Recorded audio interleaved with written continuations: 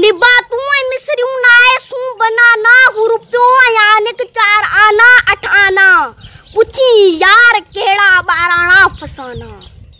निबा तू मिसरियूं नाए सू बनाना हु रुपयो यानिक 4 आना 8 आना पुछी यार केड़ा 12 आना फसाना। हु चेलण ऐं चोगेट नौटन जनारा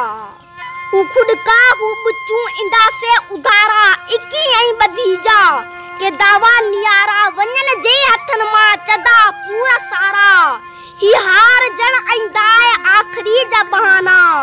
पुछी यार केड़ा 12 आना फसाना। हु भाएर हु भेनर सबिन साण अटकण हु भाएर हु भेनर सबिन साण अटकण ऐं मानी पहिरियों के तय तात जपटण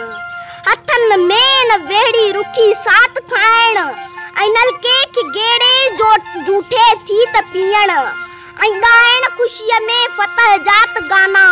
पुछी यार केड़ा 12 आना फसाना। रिसे सू बुधाड़ा किताबूं स्लेटूं रिसे सू बुधाड़ा किताबूं स्लेटूं अचन साहिबन जो सिकण साह सेतूं वटा खीर आणन आना ऐं कुकड़ियूं वञण साहिबन जो तकन से प्लेटूं बुहारण किलासूं डंड जा 4 आना पुछी यार केड़ा 12 आना फसाना। पंजे मां 6 में अचन मौज जोजण पंजे मां 6 में अचन मौज जोजण ऐं पोशाक के मिल कलर जोत फेरण ऐं पोशाक के मिल कलर जोत पेरन न मापण खुशीअ में ऐं अंग्रेज बंजण निंडन साण ठाठू करी यार बोलण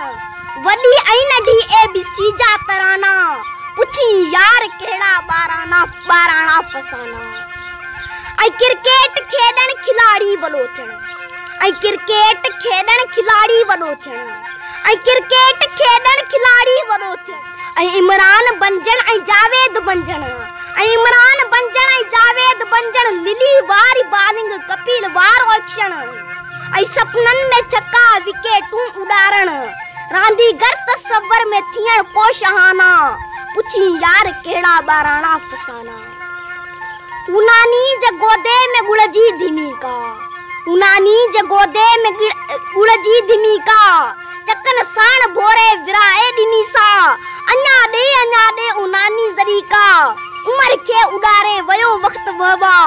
ऐं काडे वया से दादा ऐं नाना पुछी यार केड़ा 12 आना फसाना। उबाबे जे हथ में तलहड़ यार सनला उबाबे जे हथ में तलहड़ यार सनला अमा जो लिकायण भजी आऊ पिछला उहे यार दड़का अजब हाथ केड़ा अमा जी वकालत अबे जात कड़का उहे मोचड़ा केड़ा हा मुंसफाना पुछी यार केड़ा 12 आना फसाना। उ सावण जी सीजन ऐं वाहुन में तुड़गण उ सावण जी सीजन ऐं वाहुन में तुड़गण हथण ऐं बथण जूं त बोला टूं ॾियण तुबी ते बशरतूं उची धाई खेडण विढ़ण भी ठाण भी गपूं मुंह ते महटण अबे के दिसण ऐं बनाइण बहाना पुछी यार केड़ा 12 आना फसाना पुछी यार केड़ा 12 आना फसाना पुछी यार केड़ा